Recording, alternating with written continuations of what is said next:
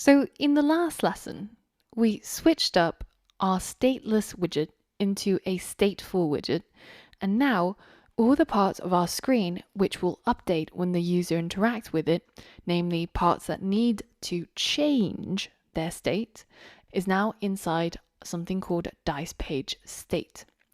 And here we have a button that detects when the user presses on it, and when that happens, we tell the app that we need to change state.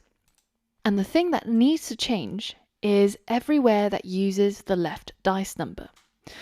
So when that happens, we look through this tree and our app will mark all the widgets that use that updated value. And it finds this one right here. So now it will update our image widget and redraw it with the updated dice image. There's just one thing. We're still having to manually update the number here, right? If I type 4 and I hit save and I press the button, then it changes to 4. But the user can't change our code. So how can we get this left dice number to automatically change to a new random number between 1 and 6? Well, in order to do this, we need to import a new library, the maths library. If you were trying to get really good at knitting, then you might go into your local library. You might take out all of the books on knitting, take it home, study it, read it, learn it, and in an ideal world, then you would be a world expert on knitting, and you'll be able to do all sorts of knitting. Knitting hats, knitting socks, knitting jumpers. But if next week you decided that you wanted to be able to do things in the garden, you wanted to be able to grow things, then you might check out the parts of the gardening library. In order to generate random numbers, we can check out the Dart Math library. And this is a library that contains all sorts of mathematical constants and functions, plus a random number generator. That's exactly what we need. And once you use this library in your code by importing it into your project, then the things that your program will be able to do include generate random numbers or know what is the base of the natural logarithms. That's a lot more maths than I would know off the top of my head. So let's go ahead and put that into our project. So we're going to go right up to the top, and you can see that we're already importing a library. And this is the material.dart library. And this includes all the things such as how should a flat button look as opposed to a raised button.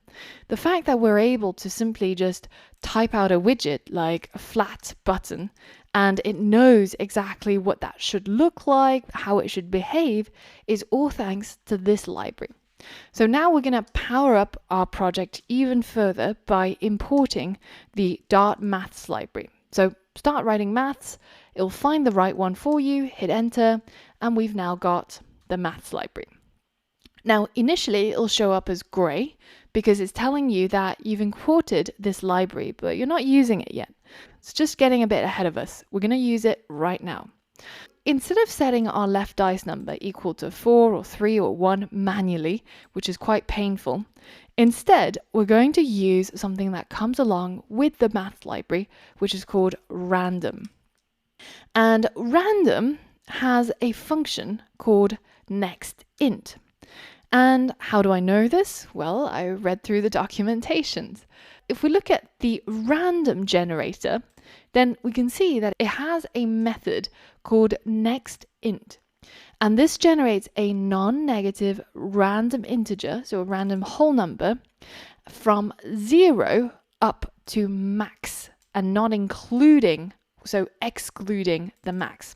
So the max is what you put inside the parentheses of this nextInt function, and it will try to generate whole numbers between 0 and whatever it is this number is minus 1.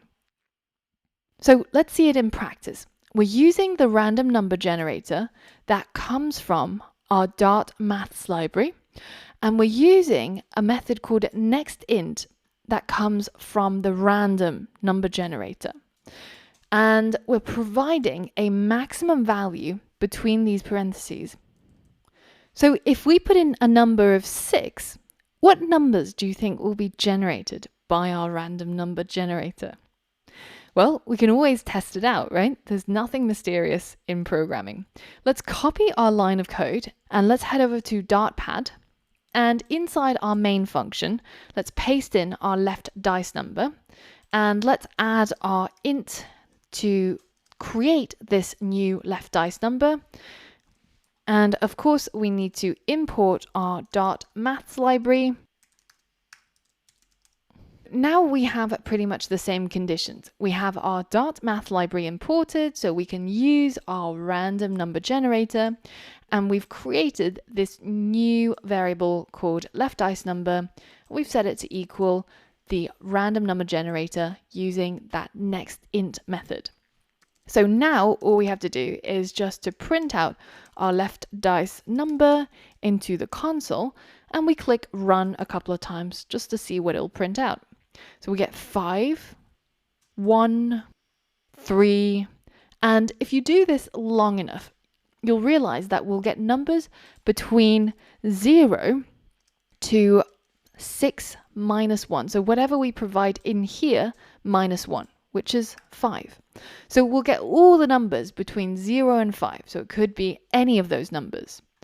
Now, in our case, we can't actually have 0 because we don't actually have an image called dice 0. And if you run this a few times and you click on the button, eventually the image will disappear because it doesn't have a dice0.png. Now, what can we do to change that range from 0 to 5 to 1 to 6? Well, we just add 1 to this.